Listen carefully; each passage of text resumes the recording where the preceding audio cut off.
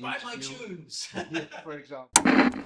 Sabelo Todo presenta Los Mayordomos del Tango.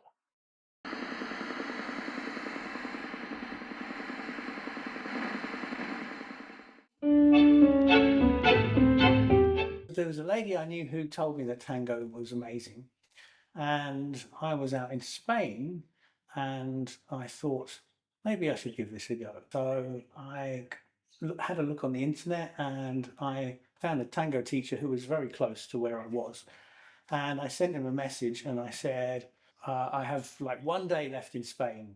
I just want to try tango, and can you teach me like something about tango? I know you can't teach me everything. And I expected him to come back and say, no, it's not possible. You have to do 6 weeks or something.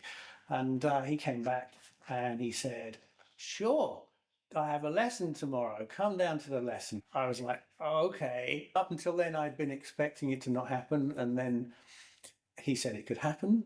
So then I was like, oh, what have I done now? I'm getting a bit scared because, I'm English and we're not dancers, the English, we're not known for our dancing. So I went down to this lesson and long story short, because my senses were on full alert because I was so terrified, I really had an amazing couple of connections with two ladies that I tried this simple figure of eight with.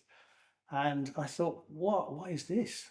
What is this thing? How can I get a sense of what this person is like just by doing this figure? And from then I was kind of hooked. Immediately after that, I started discovering the music, and the music was, what is this? This is incredible. I've been involved in music my whole life, in bands and doing recordings and everything, I'd never come across Argentine tango. And I found that it really attracted me, the format of the short pop song, 3 minutes, like there's a tune, it's very catchy, but it's combined with classical instruments like the violin, the double bass, the piano, and also with this mournful bandoneon thing, which I hadn't really come across before. And it just hooked me. And the way they made this rhythm, even though there was no drum kit, no percussion, it was extraordinary. So that's how I found it. I hear a lot of people say, oh, well, we heard the music and it was old and we didn't like it. But for me, it was like, whoa, straight away. And I was hooked, immediately hooked. And then I went back to England and I sort of looked up a place to go and start dancing. And that's where it started. So my qualifications for doing Crackling Tunes, for doing the tango remasters, my background is electronics and sound operation. So I worked at a mixer company called Raindirk a long time ago in England. They did broadcast and some high-end recording stuff. I went to the BBC. I worked for a department called Transcription Service, and they used to make programs for the whole world outside of the UK. So I looked after all their equipment, tape machines, gram decks, and it was the 80s.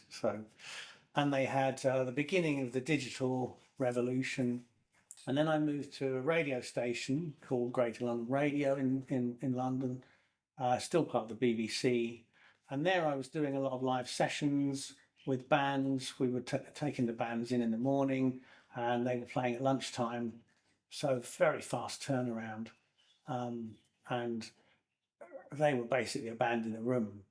And I reflected on that once I started listening to tango, and I thought, well, it was the same situation then because of the limitations of the recording equipment they had, one or a few microphones. They couldn't do multi-track or anything like that, so the recordings were basically live. And when I got to tango and I started to listen to the CDs, and I thought these are pretty bad. And I'm really, really interested to see what the original 78s sounded like. Then I started collecting a few 78s and messing around to see what it sounded like, and I was really impressed, actually. I realized you had to get some slightly different equipment to be able to play them properly. And then once I got the really good results out of the shellacs, I thought, wow, this is an incredible sound, so much better than what I was hearing before. This needs to be like available, really. People need to be able to access this. And this was before like Tango Tunes and Tango Time Travel had started as well. So nobody else was doing it that I was aware of. And I thought, well, I've kind of got the background. You know, I understand all this stuff. So perhaps I should have a go. So that's where it started, and I, started collecting the records and experimenting to get the best results off the shellacs, um, and eventually got to the point where I started the trial for Crackling Tunes. I started collecting the records in about 2010. Basically, I was looking for Argentine tango. I was in the UK, so it wasn't like you could go to the shop and buy Argentine tango shellacs. They just weren't in existence. So I started looking on eBay and various auction sites, trying to find any tango. It wasn't really trying to filter anything. You know, I would have loved to have come across a huge batch of Troilo, but the things I found initially were quite a lot of European tangos and also Canaro, because Canaro was issued in the UK. Parlophone and Odeon released Canaro. They had a series called the OT series. Canaro was issued by Odeon in the UK. They had a series which lasted, I think, about 15, 20 years. And they selected some of his output, well, very little of his output in comparison to how much there was. But it did come out in the UK. And also HMV released one or two Desalis because they were linked to Victor. There's a Fresedo, a Tanturi, just random odd songs that got released in the UK in the 20s, 30s, and 40s. And so basically, my initial approach was whatever I can find.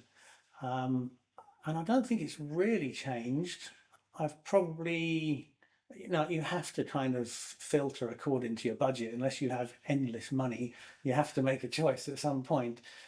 So nowadays I'm trying to save the money for, well, things that I think are going to be in good condition, really. I suppose that's the thing that's possibly changed a bit, is that before I was interested in hearing the music, and if the record was not that great in terms of its condition, I could still enjoy the music. But with a Crackling Tunes head on, you really need to get hold of decent quality records in order to get a result which is usable. So Crackling Tunes was a concept that I started to think about. I hadn't got a name for it at that point, but it was the idea that the records in this really decent quality should be available to people. So Tango Tunes was already in operation by then, and they were releasing nice quality versions of the tango tracks. And I kind of didn't feel that it was really very sensible to just do the same thing. I wanted to do something which attracted people who might not just be DJs, because I think if you're a DJ and somebody releases "This Is Everything" by Troilo, you go great and grab it all. If you're a dancer and you just want to listen casually to tango music, you don't necessarily want everything by one orchestra. And there was a small point that I didn't have everything by any orchestra, so I kind of limited by what I had, but I also wanted a different concept. And so I came up with the idea that it would be a club, that it would be a little album of 10 songs every month. And each month, the members of the club receive the album. So I thought, well, it would be actually quite nice if the album was just a surprise. So you get it every month, play the tracks, and you find out what the tracks are, and hopefully it's a nice surprise for you. A nice new version of your favorite, Tanturi, Calo, Troilo, and maybe also something you've never heard of before, because there's quite a lot of orchestras that we don't really know. especially the European ones. So having thought that far, I then thought, well, maybe we could do 5 records, like 5 records a month. So we have one from the 1920s, one from the 1930s, one from the 1940s, 1950s, as if you haven't guessed. And then the fifth one would be like a special, so like a really not very well known orchestra. Like for instance, I recently released Eva Bohr, which was an orchestra led by a woman in Argentina in the 1920s, and I had a record by her, and it's really gorgeous. I'm not sure that we'd use it in the milonga necessarily, but it's really historically interesting. And there's also French tangos and Italian tangos, and there's a lot of things out there to be found. So that was where I came to, and I thought, well, this is a concept that I like the feel of, and I think people might be interested. And I thought, yeah, well, this format's going to work. My initial idea was that I would open it briefly so that people could join, and I got about 80 people, and then I closed it again. And I said, okay, you guys are the founding members, and we're going to put some stuff out every month, and it's going to be perhaps a little bit experimental. My plan was that that would take 3 months, and it's now 4 years later, and it hasn't been too bad actually. I mean, there's not really been any major issues, but what has happened is that I've been involving the process of recovering the music from the records, and I've been getting that better, and I've now got to the point where I am satisfied that we can put out a product which is as good as anybody else's, and and it's not really so much about competition with anybody else. It's just I want it to be as good as it can possibly be. So yeah, there's still, you know, you can always spend more money and make it better, but you have to sort of be, you have to draw a line somewhere and say, okay, now it's time. So now it's time. I need to get the club open. We're a couple of months behind with the output, and as soon as that's caught up, the club will open. And then you just go to the website, you join the membership, and then you get an email every month to say the next release is out. Once the club opens, there's going to be a facility where you can go and look at the previous output. So you'll be able to go back through the last 4 years, but certainly everything we've done will be still available. And so if you join as a new member, you'll get everything going forward, and you get everything. If you want it, you can get the previous releases too. If you decide to end the membership, then it's no obligation. You know, it's a monthly membership. You can cancel it any time, and then you've paid for the downloads you have. You can keep them, and then that's it. Okay, so going forward, once the club has opened, other things might be an option. Because it's a club, I'm open to input from the members, and I've already had quite a lot from the members that we have so far.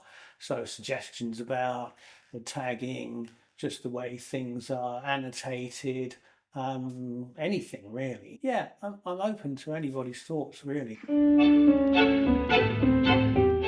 So the team behind Crackling Tunes, I founded it, I started it. My partner is Bärbel Rucker. She helps me with a lot of the cleaning of the records, the cataloguing of the information for records, even the actual digitization she gets involved in. She's really a big help. And we're also very lucky to have Michael Lavoca, who does proofreading for us to check release notes. So people who subscribe to the club can choose the format that they want, that appeals to them or that works best with their system. The 3 membership levels are bronze, silver and gold. bronze is MP3, 320 kilobits per second. So that's actually already better than BBC Radio 3 distribution. So although people say MP3 is terrible, at 320 kilobits per second, it's really quite acceptable. Then we have 16-bit 48 kilohertz sampling rate files in either FLAC or Apple lossless. And then we have 24-bit 96 kilohertz files in either FLAC or Apple lossless. So if you join the silver, you get both the FLAC and the Apple lossless, and the same for the gold, and you can use whichever one you want, or both, it doesn't matter. Yeah, it's your choice, really. I'd like to say thanks to Christoph for this interview. The club's open now, so if you go to cracklingtunes.com, you'll be able to choose your membership level, give us your details, and you'll be part of it.